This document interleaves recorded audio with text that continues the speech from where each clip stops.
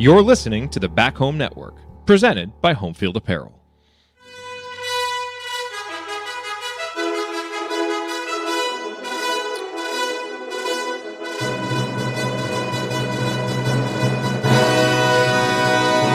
And welcome, Hoosier fans, to another disappointed episode of the Assembly Call, as today your Indiana Hoosiers fall 77-57 to UConn in the first round of the Empire Classic. It is the Hoosiers' first loss of the season, so Indiana now 3-1 and will play the loser of Texas and Louisville in the afternoon session tomorrow. And this is a game that, Indiana lost by 20, but for most of the game, it was a 6 to 10 point game. And every time UConn would push the lead out, Indiana would have an answer to be able to come back. But it really felt like the game changed when it was 50 to 43. Indiana they were on about a 4-0 run, I think. A great defensive possession. CJ Gunn strips Newton. Xavier Johnson gets it, takes one dribble. And in that moment was probably the best chance Indiana had all game. You go the other end, you get a transition bucket. Maybe it's a 5-point game, but instead, X gets it stripped. Malik Renew ends up committing his fourth foul. You can question whether it was actually a foul, but it's an and one for UConn. They miss the free throw. Indiana gives up a rebound, as they did often.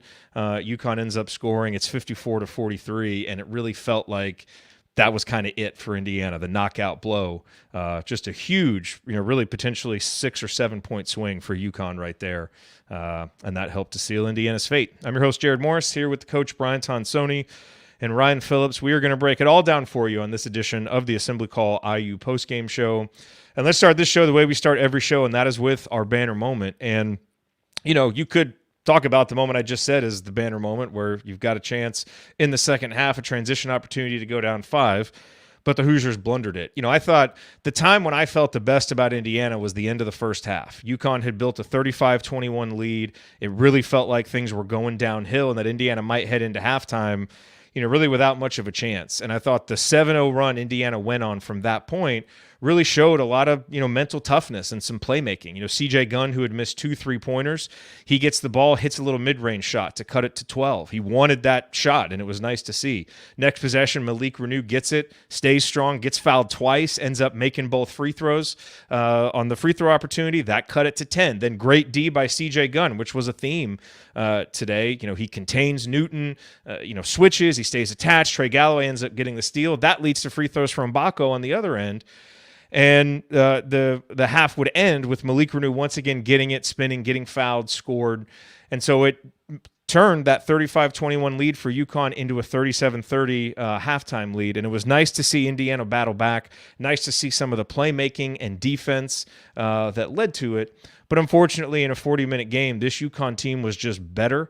They clearly have a better understanding of what they're trying to do and better cohesion as a team. And they really took it to Indiana over the last 10 minutes and kind of seemed to break Indiana's spirit. And so, what was kind of a decent effort and performance for 30 minutes really marred by the way that game ended. And we'll talk about all the positives and the many negatives as we go through today's episode.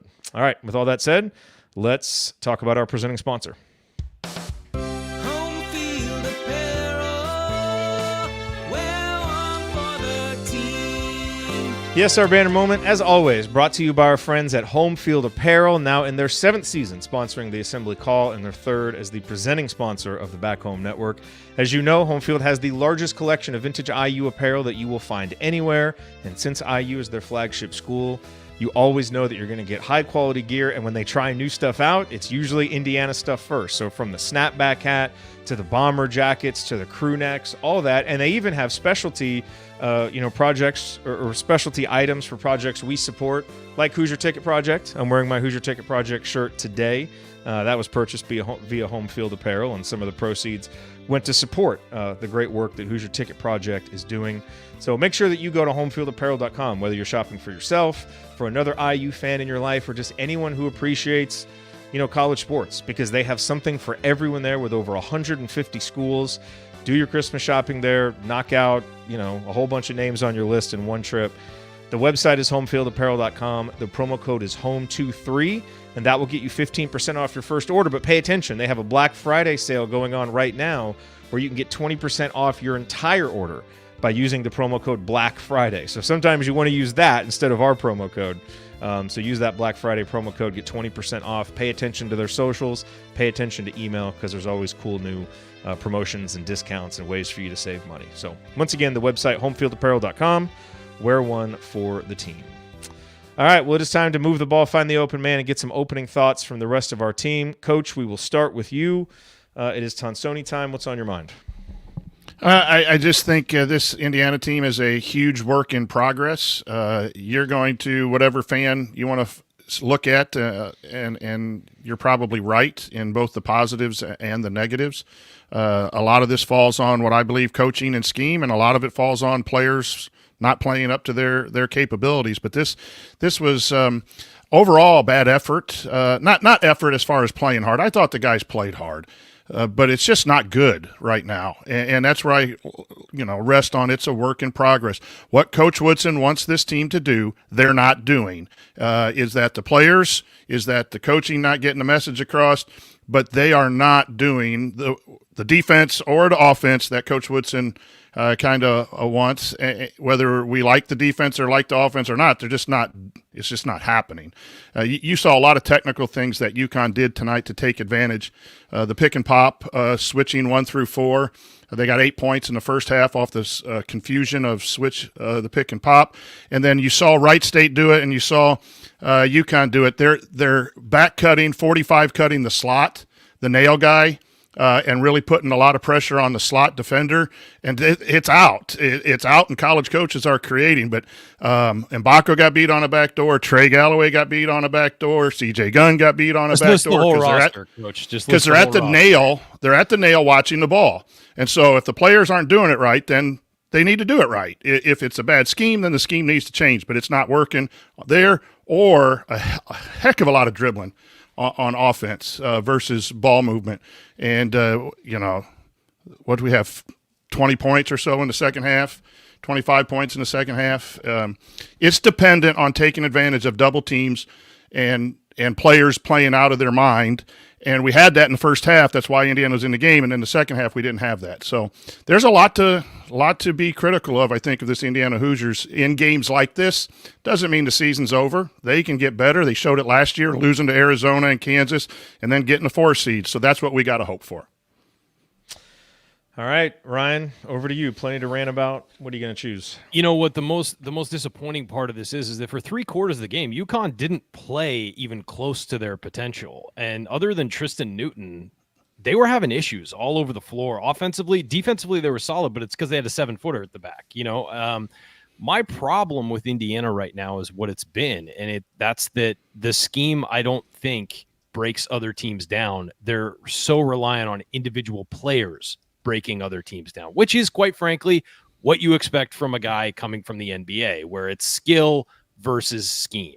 Typically, other than teams like the Warriors, where the scheme helps the skill, it's largely a one-on-one game unless you're in transition. And for Indiana, today they shot 13 3-pointers and made 3 of them. Shot 23% from the from the 3-point line. Shot 37%. I had kind of said in these early games they weren't facing a lot of size. They finally faced some size and really struggled. What'd they end up points in the paint? 22 for the game, where they were dropping 50 on these other teams. Khalil Ware had he hit 2 field goals. Both of them were 3-pointers. Because he's not going to be able to dominate other big guys the way he dominated. Now, that doesn't mean he can't score against them. He had a rough game today. It doesn't mean he can't score against them. But they're not going to score 50 points in the paint every night, so you have to find other places to get offense. One place would be the 3-point line. Indiana, as a program, this is the 7th season, I believe.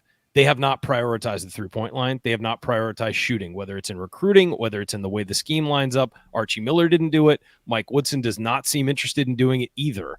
And a lot of these 3-pointers you get, you say, well, they only made 3 of 13. Well, a lot of the ones they're taking are flat-footed. They're a guy catching it on the wing, not designed to take the 3-pointer, but he's so open that he has to take it. You're not seeing plays run for shooters. They had 1 run for Galloway early in the game. He missed the 3. He was wide open, though. They don't do that quite that often. You'll see a guy shift on a drive and maybe catch it and be like, well, I'm so open I have to take this, or you'll see a pull-up.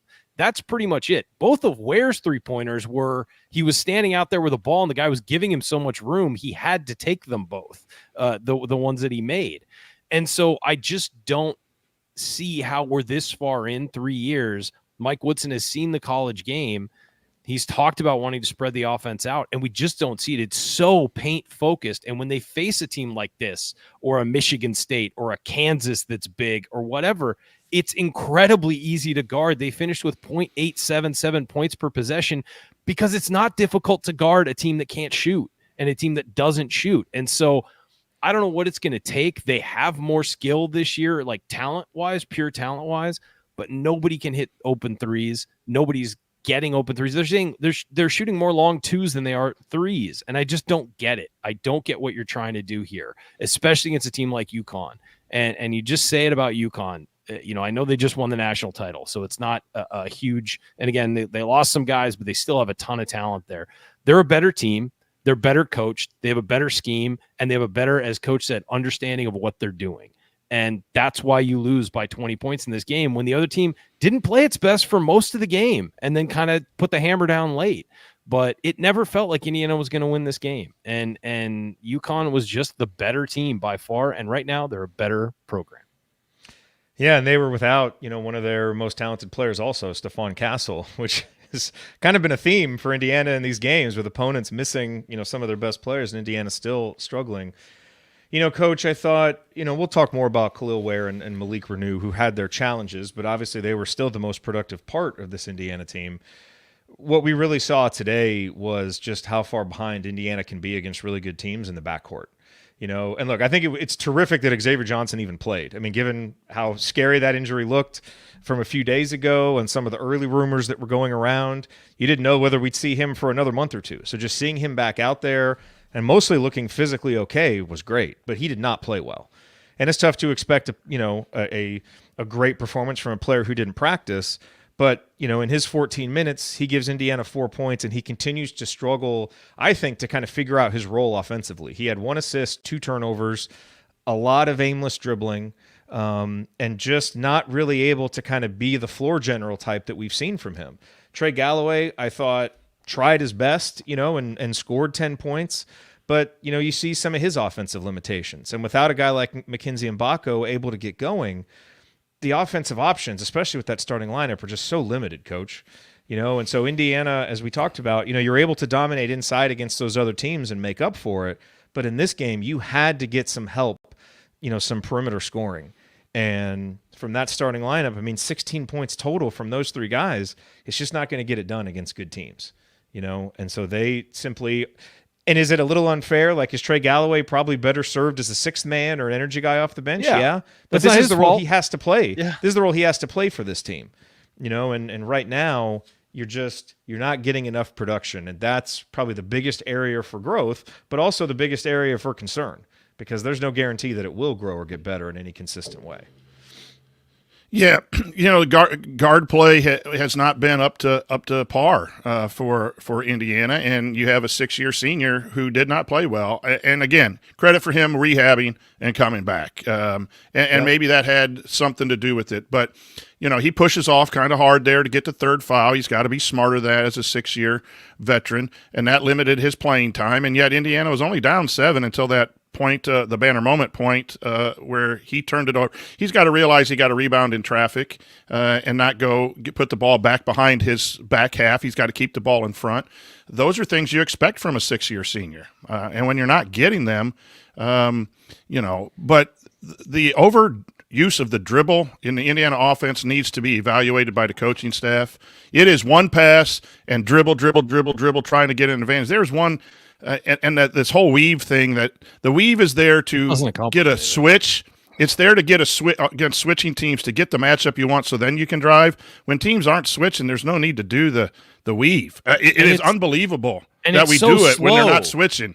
Yeah, they don't run it hard. Like, that's the whole point, is you're supposed to drive hard at the other guy to do the handoff, as opposed to they just jog through it, and there's no switch. Just like there's no need to switch. And there is some false motion where you want to get guys moving in basketball. I get that, but that's real false motion. We're not going to do anything for 10 seconds, and then we're gonna go. But the other one was there was an isolation on the wing. Then they kicked it out to Trey, and then he isolated, and then they kicked it out to someone else, and then he isolated. The ball didn't switch sides of the court. Everyone was driving from the right wing, and I think we got bailed out on a foul maybe on that. Yes, I think on that position. So those are the things that I question. I think you nailed it on the head, Ryan, when you said the reliance on skill over scheme. We're going to put skilled players in one-on-one situations or mismatches, and then the skill's going to dominate. And Renew was unbelievable in the first half. Like, he just took the ball. He was going through two people. He was scoring when he should have been passing. He was an incredible freak of nature, but we don't have TJD consistently. We don't have Hood Shafino consistently.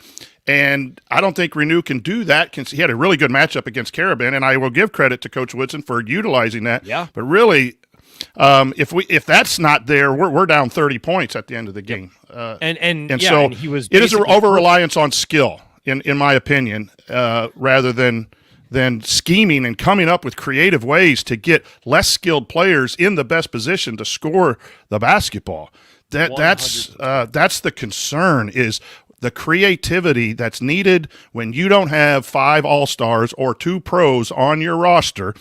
That, like TJD and that, you got to be creative. And I'm telling you, I love that 45 cut that we've seen Wright State do, and that's on film now. They're going to back cut that nail guy if he's ball watching, and he cut right behind him and put pressure on the rim and the slot defender like crazy once it's on film. So it'll be interesting to see if there's any adjustments, or if it's just maybe it is just the players not doing the things right. But whatever it is, over dribbling to me is driving me a little batty. Yeah, I'm shocked. The that offense coach seems very aimless on many possessions, where it's not really discernible what they're trying to accomplish. Yes, and it's other than when it's a straight post up, because we're not really even seeing pick and roll that much anymore. Like that, maybe they're just not as good as it as Trace was, and finding the gaps, but we're not even seeing that much. It's a straight post, and it's screening for the post to get the post open so they can throw it into the post and let the post go to work. And notice the word that was used in all of that was post. It's so post focused and so paint focused that the other guys almost feel like they're out of the loop, and you'll see a cut every now and then, but they're basically standing around waiting for someone to do something. And this is the third season we've seen that. You know what I mean? The double watching. Even in the post-ups, a double is coming from the opposite wing or from the point. It wasn't coming from the strong side. Yep. And there was a quick skip. Like TJD was really good at that last year. And maybe that's just Renew's got to get better at that. Yeah. Yeah, Renew had a turnover on that. Renew was a black hole, but he was a good black hole because he was scoring. Yep. But he was going to put that ball, and the guards were coming at him, and it was a late. I think only one time did they really skip it, but you could have baited that double to come and thrown that skip. Again, we got to hit those shots, and we didn't hit them. So, but things like that, I was waiting for the adjustments to happen, and I don't think they did with that double and the way we were being guarded.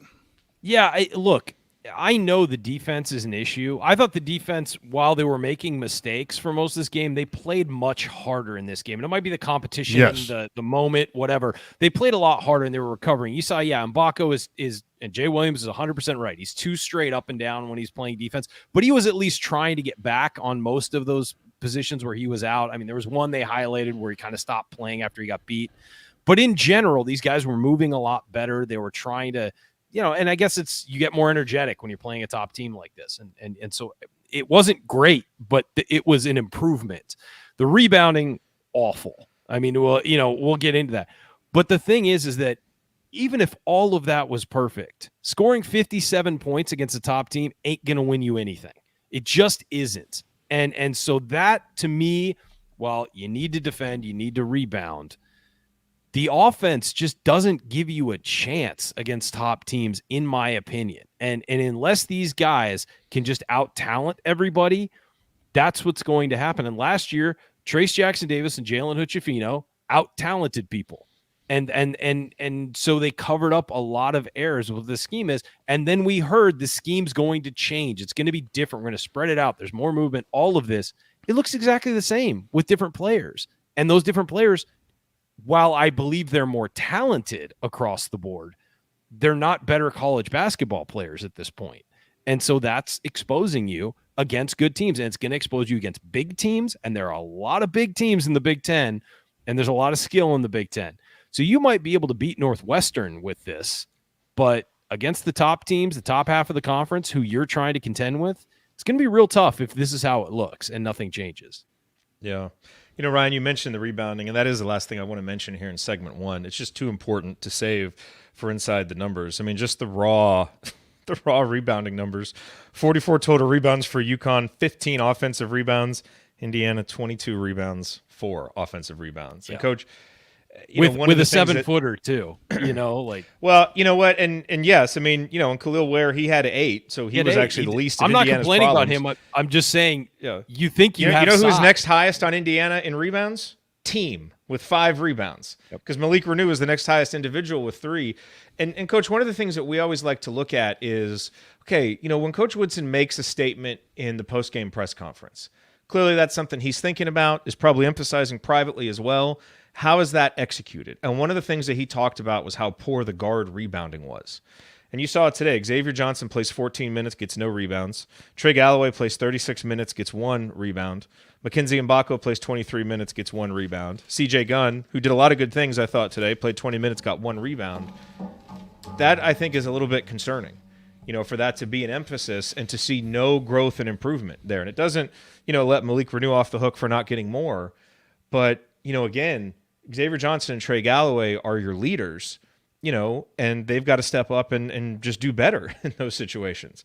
Now, are the guards going to make the biggest difference? No, but Indiana just needs incremental improvement in rebounding right now.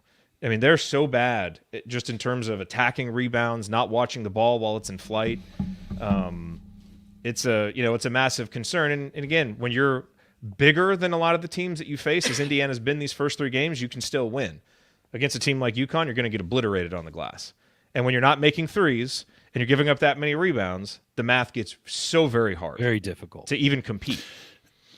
Yeah, was it 16-0 second chance points? That's a concern on the defensive end. It's also a concern on the offensive end. But those 2 guys that got 1 rebound, they were in the first 2 minutes because I wrote them down. I was watching guard rebounding, and then I stopped after a little bit. But I wrote down Galloway got the first one, and Mbako got the second one. So it was an emphasis, but then it went away. Right, so maybe that one's on the players. If early on, I did. Gallo and Mbako got 2 of the first 3 rebounds, and then nothing. So you have 3 of your perimeters there that don't get a rebound from the 2-minute mark. 38 minutes left in the game. They don't get 1 rebound, and then I'm not looking at the stats, but they said the guards were in there for UConn, either getting rebounds, offensive rebounds, or then jamming the rebounder. They were somewhat active. I don't know how many of those were on defensive. Cam Spencer had 5. Hassan Diarra had 5, 2 of them offensive. So they were getting rebounding production from their backcourt guys. Oh, my God, yeah. Tristan Newton had 11 rebounds. He led them in rebounds. Yep. So. And had 6 assists. He almost had a triple-double. He was terrific. He was. So that's a continuing issue for the Indiana Hoosiers. Yeah, I think one more concern, and I'm sorry, I know you guys are going to talk about this in numbers, I'm sure, but I got to get out of here, obviously, after the opening segment for work. But the most concerning stat, other than the rebounds for me, is in the entire game, Indiana had 6 assists. Yeah. On 17 made field goals. 17 made field goals is bad enough, but 6 assists. And this also isn't a game where, if they make a few more of their free throws, they're right in it. They were 20 of 28. I mean, that's 71%. You want to be better than that, but they made 20 free throws, and got to the line. And so the concerning part is, in fact, everything else. But 6 assists for a 40-minute game, that's rough. And that just means the ball is not moving. And it's not being spread around, and guys aren't sharing it. And it's a lot of one-on-one ISO stuff. And that doesn't win at the college level long-term, man. You can get away with it a game here and there, but it doesn't win long-term at the college level. Look at all the most successful teams. They run an offense where, yes, they have skilled guys, but they put them in the best positions where they don't have to just beat you one-on-one. So that's my big concern right now. And again, it's early in the season. We're not out here saying this will never get better or this won't change or these guys can't develop or can't get better at rebounding and can't do this, can't do that. They can, but it's not very encouraging right now, is what I would say, given the mix of these players and what is trying to be accomplished on the court. It's real rough, and it looks tough right now. And I understand why people are concerned. Would you like to make any final statements before hopping off for good? They got to be better than this. I mean, that's just straight up. They have to be better than this. And I think the coaches need to be better. I think the players need to be better across the board. I thought the effort was there. I have not ever had a problem, aside from like maybe 1 or 2 games in Mike Woodson's era with guys not playing hard. I think they play hard. I think they at least think they're playing hard. Nobody's, intentionally dogging it. The effort was there, but was the fight? That would be the subtle distinction you're right. I would make. That's a difference, and there that is a distinction. I think fight also comes with confidence, and I don't think they're playing with any confidence right now. I think we lost our belief we could win the game the last 10 minutes, and that's why you saw what you saw. I think they lost the belief they could win the game at halftime when they came out from halftime, and UConn did a few things to extend the lead. But they kept battling back, though. That's they the did thing. battle they had back. A couple stretches. They did, but then battle the last back, 10 minutes, it was like. Yeah, I think it did fall apart. I honestly think Malik fouling out was the end. That really. sequence was. They kept it a little. They kept it a little, within arm's length there. But a lot of that was UConn missing shots. It wasn't, Indiana fighting back as much. So, yeah, I just think that they play hard. They just don't play hard the way they need to. And a few of these younger guys, like, you expect struggles and you expect things like that. I'm not putting it on them. I think this team just needs to be better, and I think that's on everybody. It's program wide. It's not just the players. If a coach continues to do the same things with these guys and they're not getting it, then he's got to look at himself too. And I just don't see in 3 seasons what we're trying to do offensively other than throw it to your most talented player and hope he scores. So I would hope that I'm wrong, and I hope there's more, juice to squeeze there, but we'll see. Ryan saying, I hope that I'm wrong. I do hope I'm wrong here because I want to win, man. I want this program to win. I really like Mike Woodson, and I think he does a lot of things right.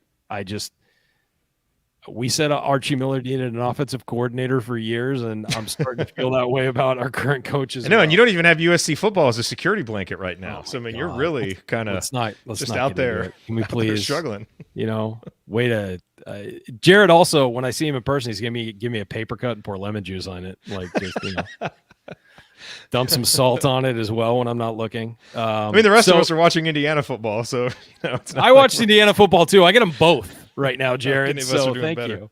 But yeah, no, I mean, just a disappointing performance. UConn is a fantastic team, a phenomenal program. Hurley's one of the best coaches in the country, and he had them ready to go. They played slow, but they ended up dropping the hammer on Indiana, and about 20 points is what I feel like the difference between these two teams was, maybe a little wider. And guess what? Doesn't get any easier moving forward. So Indiana better figure something out quick. I mean, we may be playing Louisville tomorrow, so that would. Well, be easier, I mean, in general for the season, yes. No, Louisville may help, but I know what you mean. All right. guys. Thanks for being here, Ryan. Enjoy your Sunday. Everybody, I will remind you, go to assemblycall.substack.com. We have moved all of our content there. So all of our free content, like the watch page for our post-game shows and Assembly Call radio episodes, our free 6-banner Sunday news roundup, that's all there. Plus our premium content like Tony Adragna's IU Film Room, Coach Tonsoni's Coach's Corner. It's all there. Go to assemblycall.substack.com, sign up for free, and then if you decide that you want to get a premium subscription, we would love for you to do that as well, and we will do our best to make that a worthwhile investment for you. Okay, Coach, coming up as we continue our breakdown of Indiana's 20-point loss to UConn, we'll point out today's meaningful moments you might have missed, then go inside the numbers to highlight the most important statistical notes from the game. You're listening to the Assembly Call. Stick with us.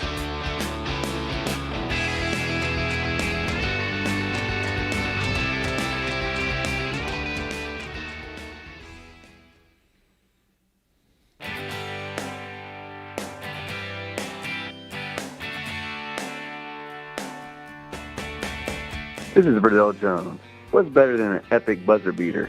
The full court dribble and a perfectly placed pass to set it all up. And of course celebrating with Hoosier Nation afterwards. So join Jared, Andy, Ryan, and Coach on the Assembly Call after every IU basketball game. Go Hoosiers. Thank you, Verdell. You are listening to the Assembly Call IU postgame show. I'm Jared Morris here with the coach, Brian Tonsoni. Ryan had to jump off. We are breaking down Indiana's loss to UConn, and it's the top of segment 2, so you know what time it is. Meaningful moments that you might have missed. Yes, meaningful moments you might have missed, brought to you by our friends at Hoosier Ticket Project, where they help individuals and families experience IU athletic events in person for the first time through the generosity of alumni and fans. To learn more about how you can donate money or extra tickets to help create meaningful moments for other IU fans, and to learn the details of their new raffle, which is very exciting and you should consider joining, visit HoosierTicketProject.org. That's HoosierTicketProject.org. Coach, for the meaningful moment, I want to highlight a few plays from CJ Gunn that I was encouraged by, and I think a lot of disappointment coming out of this game. I think it's fair to call CJ a bright spot, certainly defensively. Picking up 4 steals, and I thought being very active. I thought the communication seems to be noticeably better when CJ is on the court. He and Trey in particular seem to have really good chemistry defensively. And I know the three-point shooting is going to be the thing that jumps out to people. He went 0 for 3 from 3, and, that's the number one thing we need him to bring. And so it's always going to be incomplete without that. But I thought there were some other signs offensively from CJ that I was really encouraged by. And basically it was his willingness to just go find a way to get involved offensively. And there were 3 moments in particular that really stood out to me. One, when it was 26-15 in the first half, it was another one of those points where it kind of felt like things were teetering early. And, CJ just cut to the middle. I don't think it was a set play. I think he just saw an opening, cut to the middle, got, a nice little pass from Trey Galloway, got fouled, and hit 2 free throws. And it was just a way to get involved in the offense, do something, instead of just kind of standing around the 3-point line. Another moment I mentioned in the banner moment, which is when Indiana was down 35-21. He had missed 2 threes. I thought the misses looked better, which I know is a weird thing to say, but they were more on line. They weren't, the bricks that we've seen from him. And he was undeterred. Indiana needs offense. He goes and gets the ball, hits that little mid-range jumper. That cut it to 12 and was a huge play. And then there was another play a little bit later in the second half where, it was 54-43. Again, IU reeling, CJ with a nice back cut. Anthony Walker fouled him. He got fouled. And so, on a day when so much wasn't going right for the perimeter scorers, I was impressed that even though CJ's number one thing wasn't going, the 3-point shooting, and he's got to get that going, and I think he's getting better with more playing time and getting into a rhythm with games, his ability to find ways to just produce anyway. I mean, this team just needed points. So CJ scoring 7 points on 7 shots, that was more efficient than most of what we were getting from other people. And I thought he really showed if you're just active and have energy and have some confidence in yourself to go make something happen, good things happen. And I kind of feel like if more people had brought that competitive focus to the game for 40 minutes, this would have been could have been a little bit of a different outcome. I don't think Indiana wins, but I don't think they lose by 20. And so I was personally very impressed by what I saw from CJ today and feel like it was a real building block performance against a good opponent that he can build confidence from moving forward. Yeah, I thought CJ played well. Obviously not perfect if we go back and watch the tape, but I do love his activity, even late. I know Coach Hurley wasn't happy with him trapping when they were just trying to run out the ball, but I thought the possession, even before that, is a telltale sign for a coach. You're down 20 at the back end, and he gets a steal and a layup late. But, yes, I thought his energy on defense was his best. I thought his confidence in taking shots is one step closer to being able to hit the shots. It looked like he wasn't thinking too much about whether he should shoot or whether he should pass the ball. He just caught and shot. So I think I've said long time a lot. I've just said he's going to be good whenever he's ready. You could say the same thing. Cups had a struggle today. Those guys play the game the right way. They may not be technically ready to play, 25, 30 minutes or contribute 10 to 15 points a game or whatever you need to win yet. They will in some games, and other games they won't. That'll be that fluctuation. But when that light bulb clicks for CJ, he will really be a productive member of this Indiana Hoosier team. We've just said the earlier the better for this year's team because, as we see, we need that. But I think two things. I think you get started on defense, your offense comes along. If you're worried about your offense, that's generally when your defense struggles. And CJ was a bright spot today for your Indiana Hoosiers. A couple other moments that jump out are with Mackenzie Mbako, who continues to struggle to get himself going. And I agree with Ryan. I think the last 2 games he's played harder. There's been more effort. Sometimes with young players, Coach, you also just look for little things that are going to show you the guy's IQ. right? Like for example, basketball IQ. Ant Wright, does his his film breakdowns on Indiana, and he focused on one of on Gabe Cupps and the way that he kind of keeps his defensive triangle, by being moving his feet and staying within the right distance between his man and the ball, just some of those little things. And I think some of the things that we've seen with Mackenzie Mbako, I mean, in addition to struggling to get himself going offensively, he'll make decisions that just leave your head, really leave you scratching your head. He threw a post entry into Khalil Ware at one point in the second half and then cut right into the lane and brought his man into the lane with Khalil Ware, where clearly he needs to be staying out and helping to space the floor as a shooter. And we saw him, just on defense consistently, lose cutters and kind of lose where he is on the court. And so, is that a guy who's just struggling to focus for 40 minutes? Or is it a guy who really struggles kind of thinking through the game at this stage in his career? I don't know. We haven't seen him play enough yet. But, some of those things without the ability then to find opportunities to shoot and just get some kind of production, he was out there today for 23 minutes and only produces 2 points, is 0 for 3 from the field, and just doesn't do much else. No one cares at this point whether you're 5 stars, 3 stars, whatever. You just got to go produce and play basketball. We're now 4 games into the season, and there's plenty of concerning signs about his readiness to produce as a freshman. And he would not be the first freshman to struggle with the transition, so I don't think it's necessarily an indictment of him. The problem is, Coach, the formula for this season included him being a prominent part of the offense and a prominent scoring weapon, and he is an afterthought at best right now. And I think there's reasons, to hold him accountable for that.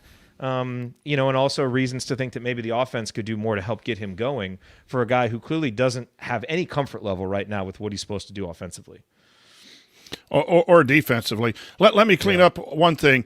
That when you enter the post and cut through the lane, that's called a Laker cut. Indiana does a lot of that. Trey Galloway does that. That's by design. That wasn't a mistake by Mbako. So there's a lot of other things. Yeah, they do a lot of that. They cut through. Now, if he stopped the cut and clogged up the lane, I don't remember that play, but you cut through the basket trying to draw the dig down from the strong side away, but they weren't doing that. They were coming from the other side, so maybe it was a mix-up. But that's called. All I know is his defender crowded Ware. So and sometimes you do that. The thought then is to dump it into Mbako on a cut. If they double team, you should have an opening or draw help to kick out. Okay. But his understanding of basketball is as low as I can remember a guy with his accolades coming in. The second highest recruit in Indiana history, and he needs a lot of work to understand where he is offensively and where he is defensively as well. I know they run that double stagger. I love that double stagger action. That will be a positive. They try to get him on a curl. I think they ran it twice tonight, but for a guy of that caliber, you got to run a lot more stuff for. You've said it right all along that you got to get him going offensively, and maybe the other stuff will come then, especially with a young man who is as talented, and offense is kind of where people kind of feel their worth. I think you got to kind of get him going a little bit. But they only ran that twice. I love that action. But yeah, he doesn't. His stance, on ball stance, got better the last 2 games. I thought his ball pressure and his on ball stance, but his ability to understand the switching, the ability to understand back cuts and the help, and he's constantly not in the right spot for the sets that Indiana does run.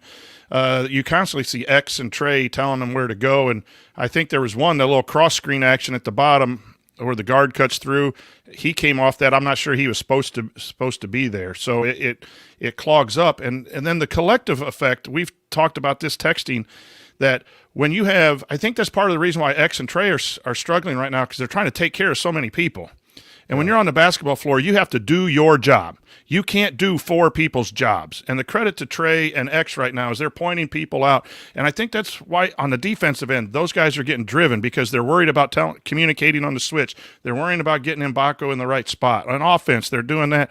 And then it's 15, 12 seconds left in the shot clock, and then it has to go into that dribble stuff. So not putting the blame on this for Mbako, just analyzing this young man is skilled and talented, and for Indiana to be successful and get in the tournament, he's going to have to score double figures. That's on him to get better and to understand and to watch film and to be a sponge to get better. It's on the coaching staff to find a way to make that happen, whether it's running sets or not. But he has been a disappointment from production on the court for Indiana with what you expect for someone that highly recruited. Yeah. Any other moments for you, Coach, that jumped out that you want to highlight? There's just one, and we're harping on the negatives. This was a positive. I saw a real good switch by Cups and Renew when they're switching 1 through 4. Cups got on Caravan or someone and immediately was being waved down to the post to post Cups up. And Renew saw that, heard that, and immediately talked to Cups, and they switched real quick.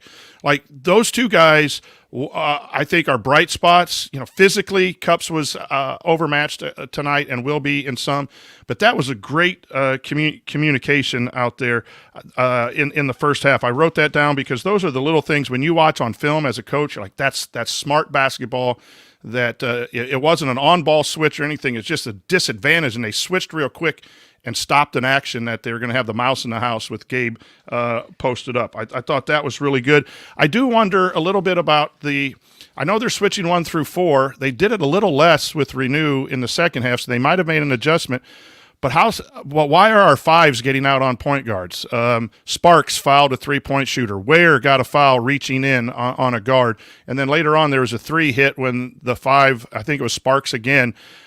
I'm not sure Indiana's supposed to be switching the 5 onto maybe it was an emergency switch and they had to. So that happens sometimes. You have to get that done. So that was a concern that maybe we got to go back and look at and see why those things happen. But it smacks that something didn't work well on the ball, so the 5s then in emergency had to switch out. So there's a lot of components of guarding that have to work together in order to get things stopped. Well, think about what that does, Coach. That takes your rim protection away from the basket. It takes your best rebounders away from the basket, and those guys aren't often used to guarding out there. I mean, Peyton Sparks, picks up that foul on the 3-pointer. The guy got him off balance. Yes, he needs to be more disciplined. He's also not used to doing that very often in games. It's kind of an unnatural, kind of basketball action for him. Same thing with Kalel. He gets out there. He doesn't have the foot speed. He's using his hands, and so he's picking up some of those reach-in fouls. So, yeah, certainly you would not want to do that by design because that's just setting your defense up for some big-time problems. All right, let's go inside the numbers, Coach. Our Inside the Numbers segment this season brought to you by Jackson Hewitt Tax Services. If you live in Bloomington or the surrounding areas and you want your taxes done right, contact our friend and Chat Mob Hall of Famer Megan Mahaffey and her team in Bloomington, Bedford, and Martinsville by calling 812-339-3334. Once again, more three-pointers in the name than we made in the game. That is not a good formula, as we talk about Inside the Numbers. But call 812-339-3334 or visit jacksonhewitt.com. To learn more. Coach, we already talked about the rebounds. Ryan brought up the assists. In Indiana with 6 assists and 12 turnovers, that's just not going to get it done. I mean, this team, if you're not going to rebound and you're not going to make threes, you cannot turn the ball over. And so when those 3 things happen, you get, this kind of output where Indiana only takes 45 field goal attempts. Meanwhile, UConn takes 56, and the free throw numbers were very similar. And you're just not going to beat good teams, giving them, especially good shooting teams, giving them that many shots. The guy that I want to talk about here, Coach, in stats, is Kalel Ware, who, 11 points, 5 of 6 from the free throw line. That's good.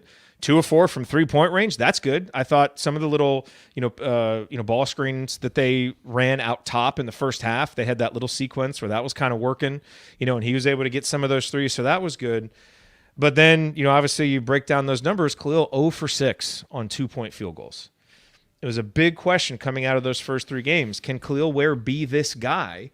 And today, against similar level of size in Donovan Clingan, he was unable to do it, when he got the ball down low. Now, was he fouled on some of those? Yes, and it wasn't called, and that's fine.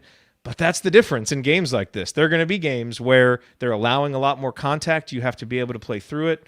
And he just wasn't really able to do it. So, overall, I think Kalil's been a very good player. And heck, when you get more rebounds than, double the rebounds that anybody else got, you did some good work there.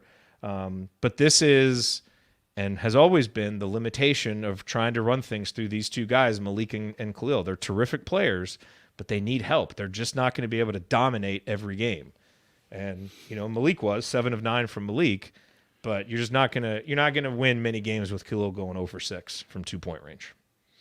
Yeah, he and you got to think about where he is best positioned. Renew is really good with his back to the basket. Do you bring out Ware and let him shoot threes and let him face up, that you get that high post catch and where they've isolated him, or you go on that little zoom action, Chicago handoff, he keeps it and goes.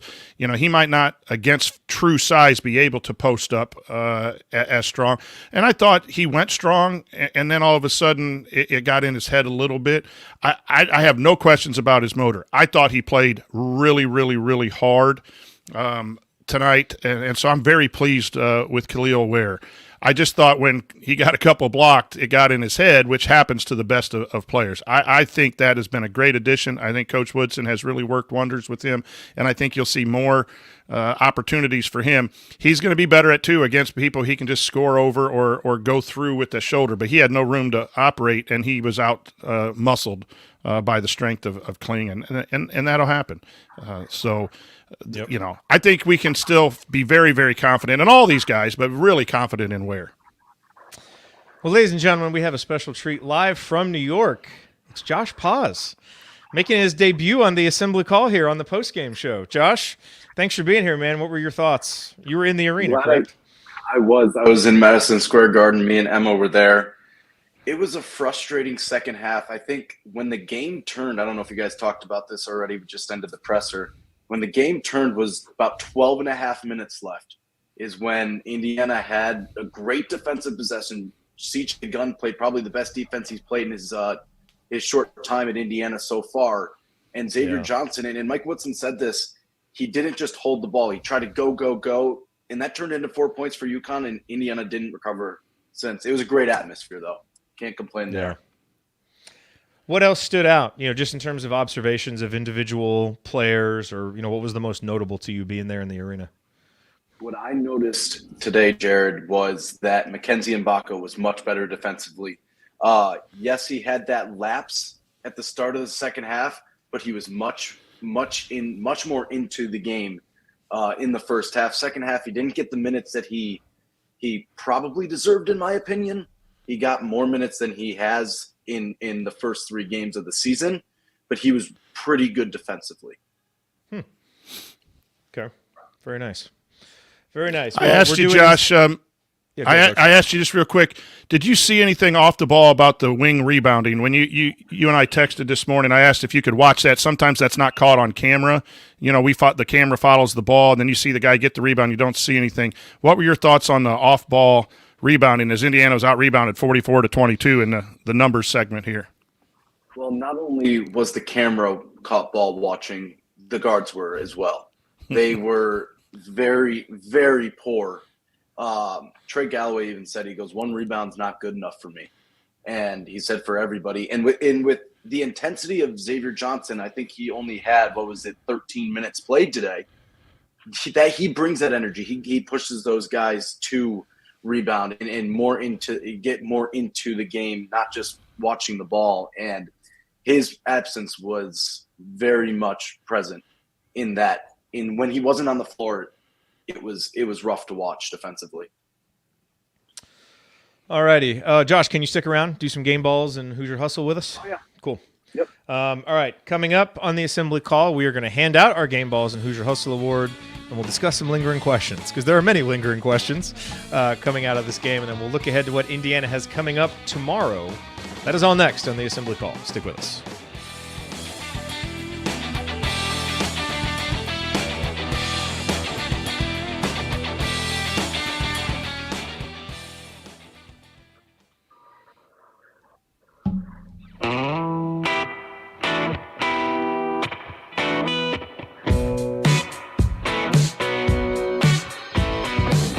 What's up, y'all? It's Devontae Green, giving you the green light to watch Assembly Call after every IU game.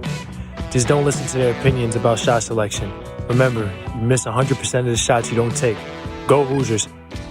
Thank you, Devontae. You are listening to the Assembly Call IU postgame show. I'm Jared Morris here with the coach, Brian Tonsoni, and Josh Paz, our student intern, who is helping us cover both the men's team and the women's team this season. He was there live at Madison Square Garden, so very happy to have him here with us here as we come down the stretch of today's show. It is time now for our game balls presented by our friends Allie and James at Bloom Environmental. As we enter the colder months and begin to stay indoors a bit more, they want to make sure everyone knows about radon, a colorless, odorless, radioactive gas that is the leading cause of lung cancer in non-smokers. It enters buildings through cracks and gaps in the foundation and through service pipes of homes. Contact Bloom Environmental today, mention Assembly Call, and get a free radon test kit and mitigation estimate.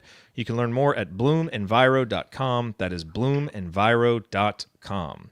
Coach, let's go to you first. Who gets your game ball? It's got to be Malik Renew. I thought he just played outstanding. I think we're obviously going to look at his points for this award, but I thought also, I thought he was really good defensively for the most part. There were a couple switches, like I said. I think whether it was he or the scheme, whatever, up top on the 4-1 ball screen that he wants back probably, but I just liked his poise and his ability to just put the ball on the ground and go. And we've seen that he is the offensive identity when Indiana needs some points. Well, today he put Indiana on his back.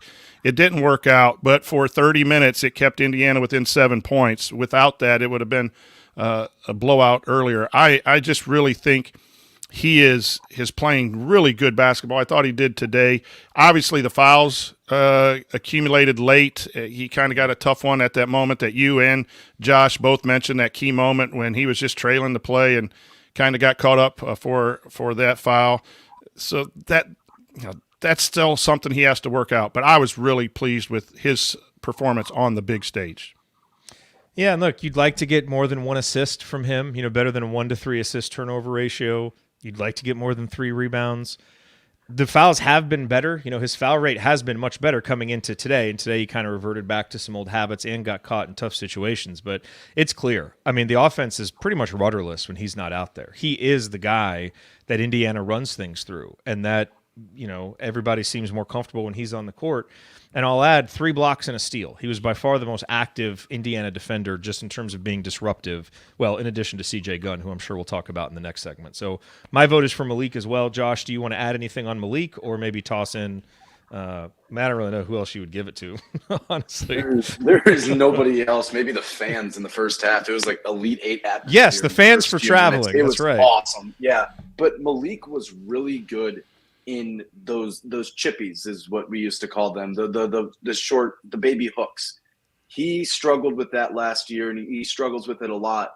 He was very efficient in that low block area and getting himself open. The one thing I have, like you mentioned, Jared, the turnovers. We were so used to Trace Jackson Davis being able to retreat, dribble out, and find someone. He tried to do that a couple times, and he almost took the head off of a UConn defender in the process, just throwing errant passes. So that really needs to be fixed, because there was a stretch where UConn was missing. I think they missed like 3 threes in a row in a 9-point game or 11-point game, and Indiana had 3 turnovers in a row. Yep. All right, so Malik gets it. Updated totals for the season. This includes the exhibition games. Khalil Ware currently leading with 3. Malik has 2, and Mackenzie Mbako has 1. All right, next up, it is time for the Hoosier Hustle Award. The Hoosier Real Hustle Award. Hi, this is Anthony Leal, and it's time for the Hoosier Hustle Award. But first, I have some exciting news to share about our friends at Evansville Security Services. They've been acquired. They are now part of the team at Security Pro 24/7, which provides trusted and reliable security for your event or business, from Bloomington, my hometown, to Evansville, where Coach Calvert Chaney grew up, and everything in between. Just like hustle can't be measured by stats, prevention can't be measured either, but it has a huge impact on your bottom line and peace of mind. So let the security pros at Security Pro 24/7 help you prevent a bad outcome today. Visit securitypro247.com to learn more. That's securitypro247.com. And tell them Anthony Leal sent you. All right, thank you, Anthony. Well, let's give out our Hustle Award. I'm giving it to CJ for all the things that I've said already in the show. I don't need to go into it more. I just thought his energy was terrific. I could see maybe an argument for Trey Galloway, but I think it would be hard to go with anybody but CJ. Josh, why don't you toss your vote in next? Yeah, it's got to be CJ Gunn. Trey Galloway kind of was non-existent. I mean, -20 in the plus minus today. He hustled that though. can't I mean, that was the thing. Yeah. Like Trey tried, Yeah. he just wasn't very productive. He tried. He just wasn't good enough for his standards, and he said it in the press conference. So it's got to be CJ Gunn. One thing I did notice towards the end, I don't know if they showed it on the broadcast, Dan Hurley was upset with Mike Woodson for not putting in his bench when CJ Gunn and someone else came to trap with about 20 seconds left, and he had to burn a timeout. So CJ Gunn playing to the final horn. Of course, Dan Play Hurley. 40 minutes. I am so sick of he's a people character. complaining about stuff like that. Especially like the thing we learned is that it has to be the losing team's coach that kind of waves the white flag, and then you put your subs in. So don't expect the team that's losing by 20 to, if they're not going to take their subs out or they're going to put their walk-ons in, then you can say, okay, why are you pressing? But they're not giving up. And you kind of are the one that gave up before. So that's my one gripe about today. Coach, who gets your hustle award? It's CJ Gunn. I just thought that he tried to lock in defensively. Good stance, good hustle, good speed, got a few deflections, hit a couple shots. Obviously, we're all going to focus in on his offensive side of the game, and we want those three-pointers because we desperately need outside shooting. But CJ has made steps, I think, in the Wright State game, and then he followed it up with this, got 20 minutes, and I really like the way he plays. So that's 2 in a row for me. He didn't get it against Wright State, but I'm glad that he followed it up with another effort that was worthy of votes, and now he gets the Hoosier Hustle Award. Congratulations, CJ. Keep it up. Knock down some shots. Yeah, no, he was a bright spot. Walker has 2, Cups has 2, Ware has 1, Gunn has 1, again, including the exhibition games there. Okay, well, it is time for lingering questions. The first lingering question is, who will Indiana be playing tomorrow in the third place game of the Empire Classic? And we need to sound an alarm here. Louisville beating Texas right now, 29-28 at the moment as I look at this. I don't know how updated the score is. But I think everybody's expecting Texas to kind of win that one going away, and perhaps they still will. But that is the big question. Who is Indiana playing? I think from a bracketology perspective, Coach, you would love to see Texas lose that game and then get an opportunity to play them because it projects as a more valuable game than Louisville. From a get back to winning perspective, it seems like Louisville would be the better opponent because they're the team Indiana is more likely to beat, although we can't take anything for granted with the way the team is playing right now. What's your preferred outcome for who Indiana plays tomorrow? Going into it, you want to play Texas. Right now, I think it might be more important to try to get a win. I'm not sure how much you can correct in 24 hours and go out tomorrow at 4:30 with different players understanding more or the scheme change, and you're not going to do it. You're going to scout and have a walkthrough later tonight in the ballroom and all of that. So I'm not sure what's more important: build your resume by playing Texas and just getting that on the ARP or on the net, I should say, or trying to get out of New York, fly home with some positive, vibes, and then put some time into working for the Harvard game before you go into the next tough stretch. Like, this team has a lot of work to do for players and what the coaches staff wants to accomplish and how they want to get it done. So I want to say Texas, but my head now says Louisville play their game of their life and come up close and then leave it in Madison Square Garden tonight and have Indiana win by 20 tomorrow. And I think this team needs some feel-good. I just see a disconnected team trying hard to do the right things. They're not finding success. The body language is not great, and I think it's not on purpose. None of this is. These guys want to win just as bad as anyone else, but it gets frustrating when you're not playing the way you want to play or the way Coach Woodson wants you to play. And you play Texas tomorrow in one-day turnover, and if you don't get that done against them, now that's kind of some negative stuff building momentum. So that's a crappy answer, but no, that's a good answer. That's the way I'm feeling. Josh, think about what your big lingering question is because I'm curious. Coach, let me ask you one more, which is if I said that, my hypothesis for what this team could do right now to maybe shake things up would be put CJ Gunn in the starting lineup, move Mackenzie Mbako to the second unit. Reason being, Gunn and Galloway have better chemistry defensively, and Gunn right now is a guy who seems to be finding a comfort level as a complementary scorer, finding ways to produce points. Whereas Mbako, it really feels like he needs to just get some volume of shots going. And when that second unit plays, there's really no one to go to offensively. And a guy like Gabe Cupps really struggles. He's not a guy who's going to go create points, but he can make good players better. So could he maybe help get Mackenzie Mbako some looks that gets Mbako going?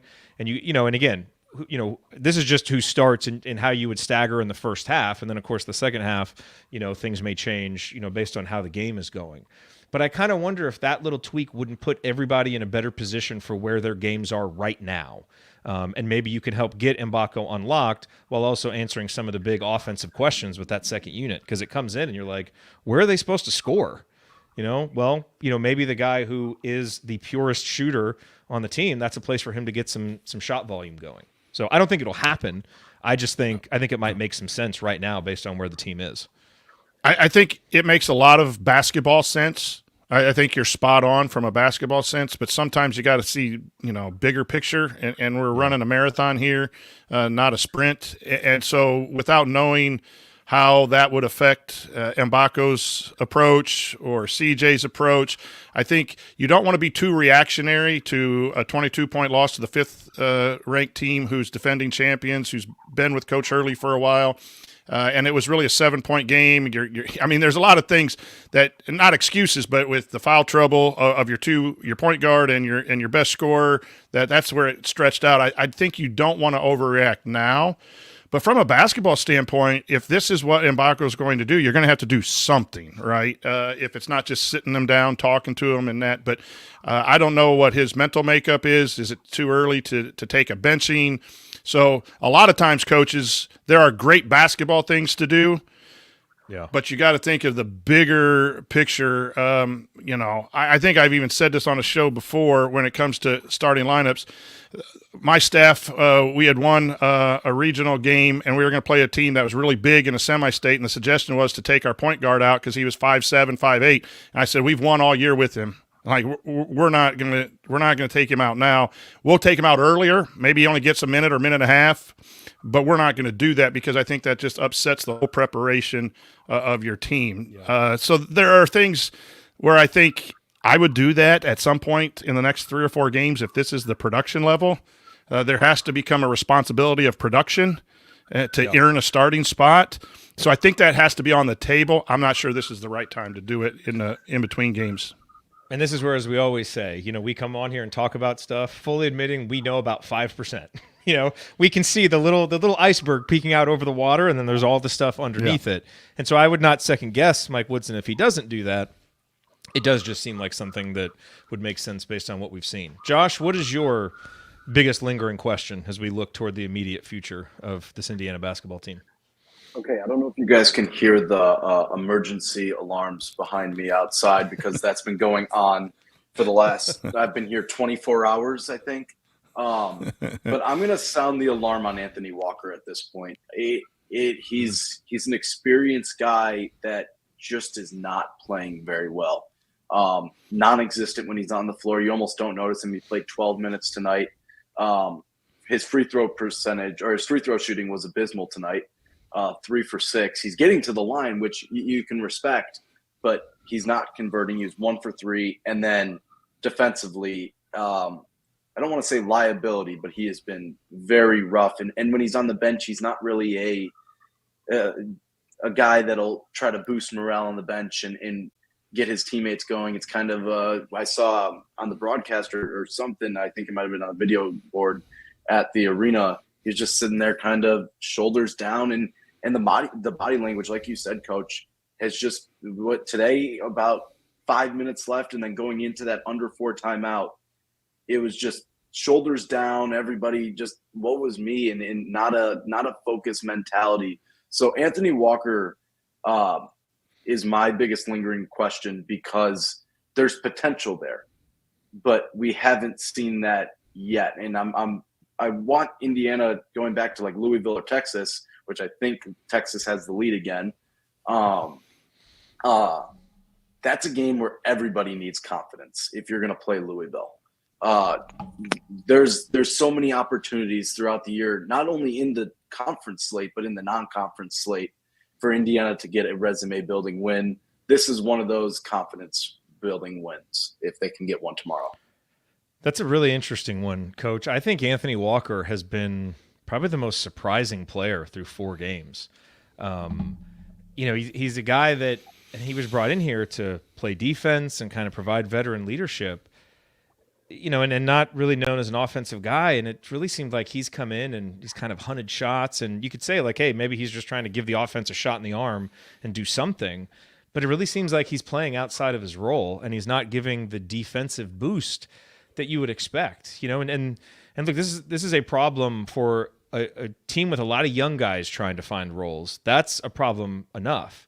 But it also feels like the veterans are all still kind of struggling to figure out exactly what they're supposed to be doing. And that, it's a difficult thing when you don't really know who you can count on and what they're going to do from game to game, outside of a couple of guys.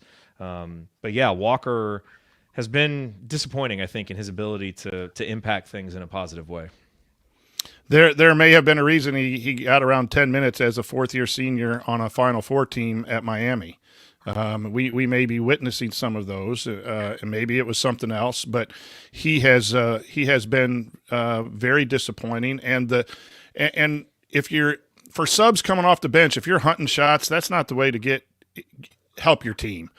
Take the shots that Unless are there you're a within shooter. the offense. Well, yeah, but I mean, he's not. He hasn't been Right. productive with that. 4 games worth. I mean, I was surprised after the 2 exhibition games. This is why we shouldn't pay attention to the exhibition game. I thought he was a bright spot after 2 exhibition games, and then missing assignments on defense. So there's a young man that needs to figure it out. There is an issue with playing 10 guys. I don't care, and that's not a criticism of Coach Woodson. That is any coach in college. If you talk to him, there is a struggle to find the right amount of minutes for everyone to keep everyone happy. I think 8 is perfect. 9 is in an emergency situation, but that's something that we have to watch going down the stretch if you can play 10 people. And if I'm a guy like Caleb Banks and I see a guy getting transferred in and he's had 4 games of struggle and he's called off the bench before I'm called off the bench. I know I had an injury, but those are things that you got to manage as a coaching staff and explain away. You should root for your teammates to do well and not hope that they don't. But man, that right now there is a little bit of disconnect with the Indiana Hoosiers with body language and the communication. We've all talked about the lack of communication on the defensive side. They're not executing. Again, whether you like Coach Woodson's offense or defense or not, the players aren't executing it. And some of that has to be on the players. Not everything's just on Coach Woodson. Yes, he has to get them to this certain level, but Walker is a great lingering question. And then, too, is like I like how Sparks plays, but there are matchups. I thought playing against Klingon would be a good matchup for him, but I think you're going to have to find some matchup things with him. I'm not sure he can play athletically with some of the college teams as much. Those are just a couple things that I've seen. And we just have a lot of players right now that are playing below their base level, I think, and not even what we needed was some of these players to play above their base level and to their potential in order to be as good as we can. There's plenty of time. So we're all disappointed in the loss, a lot of negativity today, but we're just commenting on this game. This game was bad. There were good pieces in a bad game. They do have the ability to go above their base level and play a little bit above. All of these players, I think Renew and Ware are probably the only 2 that have been very, very, very consistent with Trey Galloway a third. But you bring up a good point, Josh, about Walker. He needs to play better or he's going to should see some reduced time. All right, well, we wait the winner of Texas-Louisville. Currently Texas up 4 now with about 1 minute left in the first half. Do either of you guys know exactly what time the game is going to be? I think it's like 3:30. Is it 4:30 or 3:30 Eastern? Central, 4:30 Eastern. 4:30 Eastern. Okay, 4:30 Yep. Central. So we will obviously have a post-game show for you as soon as that one is done, and we'll just wait to see who the opponent is. Make sure that you check out our friends at Home Field Apparel. Use the promo code HOME23 or Black Friday if it's still going on, because that gets you 20% off. Go to homefieldapparel.com and check out everything they have. The best apparel company, college apparel company in the world. All right, guys, it is time for last call. Let's get some closing thoughts. Josh, your final thoughts on a disappointing IU performance in the Empire Classic. It was disappointing, but I saw a lot of promise in the first half. I saw a team that was playing well with a top 5 team in the country. They were playing back and forth. The Indiana crowd was fantastic, and we saw this in all 3 home games. The crowd kind of wills Indiana to victories. It didn't happen today, but they didn't feed off the crowd as much as they have in the first 3 games of the year. I know it was a neutral site for them. I just think that if they're going to be a better team in the future, not even just tomorrow, the guards have to, 1, stay out of foul trouble like we saw with Xavier Johnson today, and 2, slow down, because the transition turnovers were very, very alarming to me, and it needs to be fixed immediately. Yeah, that's something we didn't talk about. I meant to mention actually early in meaningful moments is Indiana had 2 transition opportunities early in the game. And like Trey Galloway made a bad pass on one of them. We fumbled away another one. We have too much trouble scoring to not capitalize on those. That's a great point, Josh. We have to capitalize on those opportunities. No doubt about it. Coach, last call. Yeah, I'm going to second what Josh said about there was a lot of fun watching in this team in the first half. Even though as they got down, I thought they had some fight to them. I liked the defensive intensity, even if there were defensive issues at some point. But then the second half, it just kind of snowballed and got away with foul trouble. Our senior guards in Trey and X have to play better, and it's not just scoring. They have to get us in offense. They have to take care of the ball on the fast break. Our shot selection is poor, I think, and I think it's poor because we're over trying. Talk about a negative, which is kind of a positive. Guys are driving the lane and trying to shoot over 2 people. One of them 7-2, and they're just throwing stuff up instead of playing off 2 feet, kicking the ball out, and one more around and shooting the ball. We saw one of those shots when Ware hit one, I think in the exhibition, one of the last shots of the exhibition, where that ball went into the lane and then it got kicked all the way around. We don't see that an awful lot. We see one pass, dribble, and fling a shot. A lot of hunting of shots, and that's not negative of the players. They just want to win, and they're trying to win, have an 8-point possession every time we have the basketball. They got to trust their teammates. They got to trust the system a little bit more on offense. I think our defense, as bad as it's been against 3-point, the effort is always going to be there. I'm more concerned right now about offense and the variety of scoring and the variety of things that we're running. But there's a lot of time. Someone said this in the chat. We got boat raced in Vegas in the first week, December 10th, December 11th. We followed it up with a not-so-good performance at Kansas, and then we righted the ship and were was able to get a 4 seed. So Coach Woodson has shown that he's been able to maximize those things. I'm not saying it's going to happen, but this was a disappointing day, part of the process. Get back in the gym tomorrow, win a game, then get back in Bloomington and go to work. Both the coaching staff needs to make some adjustments and the players need to make some adjustments to maximize this team. But it's early. Be disappointed in today, everyone, rightfully so. Put on the candy stripes again tomorrow. A lot of cream and crimson. Grab your favorite beverage and root like hell again tomorrow. And then we'll reassess tomorrow in the postgame show. Yeah, I mean, all offseason we talked about how this was going to be a really tough matchup early in the season and probably one where Indiana wasn't going to win and it wasn't going to be particularly close and all that stuff. Doesn't make it any easier to watch for 2 hours, And I think, Josh, you do bring up a good point. There was a lot to like in that first half. I mean, the banner moment was how they fought back at the end of the first half and ended it on that run and put themselves in a position, to compete coming out in the second half. And it felt like a game.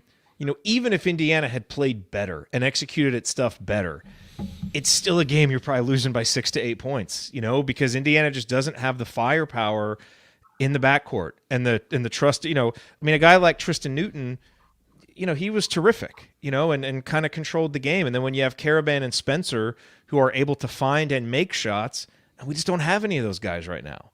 And so winning a basketball game without those elements is really, really hard. And I think what we're learning about this team now through 4 games is very few things are going to come easy for this team right now. And Coach, to your point, you talk about trusting the system. I think the shot selection is bad in part because they don't trust that the offense is going to get them good shots. And so sometimes they're forced or they're taking the first one that's open. Agree. And you're not going to win. You're not going to win that way. And so they do. The system has to maybe be tailored a little bit more to these guys and where their games are, and the players have to trust each other in the system. So there's some chicken and egg stuff going on here too. And I don't know the answers. We'll certainly be here tracking it and watching it. I think to me, the biggest disappointment, and it was the same thing about the Arizona game last year, the same thing about the Kansas game, these games are such big opportunities for Indiana, for the brand of Indiana basketball. We so desperately want to be, back and all that stuff. Well, at some point, you got to show up in these games and really compete and make them a 40-minute game. Unfortunately, today, Indiana, was unable to do that. Hopefully, they're able to do it a little bit more tomorrow. But disappointing. I think we all were kind of hoping that, maybe after those first 3 games, Indiana would be able to come up with a better performance. For a time, they did. But they just didn't have it in them for 40 minutes, and that's the next step. Is how do you get this team able to play for 40 minutes like they did for 20 minutes or like they were at that moment when they have that transition opportunity to go down 5. You make that, maybe it's a different game, but that's the problem is right now Indiana doesn't have the players to make those game-winning plays and other teams like UConn do. And we'll just have to see how much that changes. I still, like these players and have a lot of confidence. I'm not backing off on any of my preseason projections yet, even though the team is probably a little further behind than I was hoping. Still a lot of time. Now we just want to see the incremental progress from game to game, and hopefully that starts tomorrow. All right, that'll do it for us on this edition of the Assembly Call. If you want to see us do the show live and be part of the live chat, make sure that you subscribe to our YouTube channel, youtube.com/assemblycall. And don't forget to go to substack.assemblycall.com to join our free email newsletter. Special thank you to Bob Thompson for the music you hear on the show. Special thanks to John Ringer of Rig Design for designing our logo. And thank you, as always, for listening. We'll be back to talk IU hoops again with you tomorrow after the Empire Classic consolation game. Until then. Take it from me, Yogi Ferrell. Keep your elbows in and your eyes on the rim. And go Hoosiers. All right, I got to get out of here, folks. Thank you. Thank you. Thanks for coming out. Shoot the ball. Shoot the ball. Indeed. And have it go Josh. in. Yeah, that is right. Josh, thanks for joining us, man. Great to get you for on here. having Made me. some great points. Yes, thank you. I now get to watch. I think it's halftime of the Louisville game right now, and then Indiana soccer plays in about a half hour. That's So, right. And the them women, too. is the women's game over? I know they were playing, and Jeff and They Kathy won will by be on here 30. with a post-game show soon. They won by 30 or So- 33, 77, Nice. 74, 44, or something like that. But yeah, Very looking good. forward to the night in the city. It's no Chicago, I can tell you that. It is No, no of course not. Chicago. What are you going to do tonight? Do you have any plans?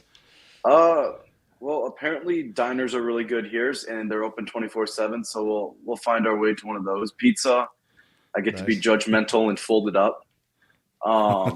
Just, I I'm mean, a I did Chicago-style pizza guy over New York style for sure. It's Not even close. It looked disgusting, and everything is New York original, and there's one on every freaking corner. And how am I supposed to know which one's the best?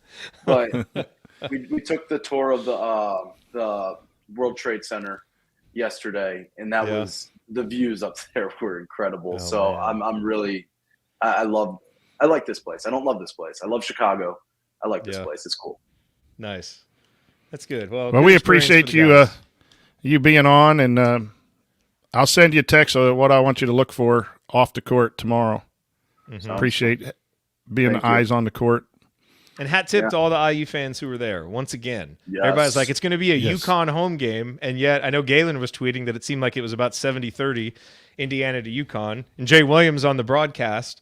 And, look, I just want to say it was really nice of ESPN to every now and then cut in clips of the game during the Jay Williams show. He I drove me thought that nuts. was really nice. Oh, God. It was That's almost what I unlistenable. got on Twitter. Yeah, it was almost I heard that he was unlistenable. hating on everyone. Yeah, but he's like, wow, sounds like an Indiana home game. This is surprising. It shouldn't be. We know how Indiana fans travel. It's awesome. I'm so proud of our fan base. It was incredible. Like, we were here right around 11 o'clock, so 2 hours before a game. We took our little self-guided tour, went up to the bridge, took cool pictures. So we got to sit courtside. outside during warm-ups, and fans started coming in, and it was like, okay, it's all red, like because Indiana fans are going to come early, UConn traveling, and it just kept becoming more and more red. And it was like, okay, one of these, I mean, I thought LA was the coast that they had the late arriving crowd, and UConn fans were loud. I got to give it to them. And yes, they can spell UConn. Heard that multiple times, and I was proud of them. But great crowd, and I don't know. I haven't stepped out since that game started. I don't know if I saw any Louisville fans or Texas fans in the crowd. I'm very Louisville fans aren't going to show their face in public right now. So that's what I was talking to someone. But Texas fans, I saw 2 next to the press. I was like, that's not great. it's because it's Texas and basketball. It's football season. Yes, and here's something that's important too, and it's important what you said, Jared, about we got to start competing in these games too, because I felt that way out in Vegas. It was a blast out in Vegas last year for that event and at the hotel, and we are hungry for relevance in college basketball, and we've got a taste of it in the first 2 years. And it's just important that we get back to that level at some point, because we'll still go. I don't see Indiana basketball never going, but I think we're at the height right now of getting this thing really rolling, and we've got to play better than losing by 20 points in these really big games. And there are no moral victories, and this is Indiana, and all that matters is winning. But this fan base would have been ecstatic with a competitive 3-4 point loss. And if you say no, you're lying, or your expectations are out of whack. But that's what everybody wanted to see today. 40 minutes, let's go toe-to-toe with these guys. Hey, maybe they beat us because they just have better players right now and better balance. But let's make this a 4. And it felt like it might be that for a while. So it's a little different. It's not like the Arizona game where they just came out and stepped on our throat right away and we're fighting back the whole time, or the Kansas game, which we had no shot. Then your point guard gets hurt, so the whole day felt like a disaster. This really felt like it could be different. That's why, I was just, I don't know, watching the last 5-6 minutes, it was so dispiriting, because it's like, damn it, they broke our spirit, and we lost, the players lost their belief. It felt like to me that they could make this a 40-minute game, and I just think that was really deflating for fans that right now just want to see us compete for 40 minutes in one of these games. We'll worry about winning them later. Let's get back to being competitive in these for a while, because frankly, we just haven't been right now. It might be sad to say this moral victory, but they played.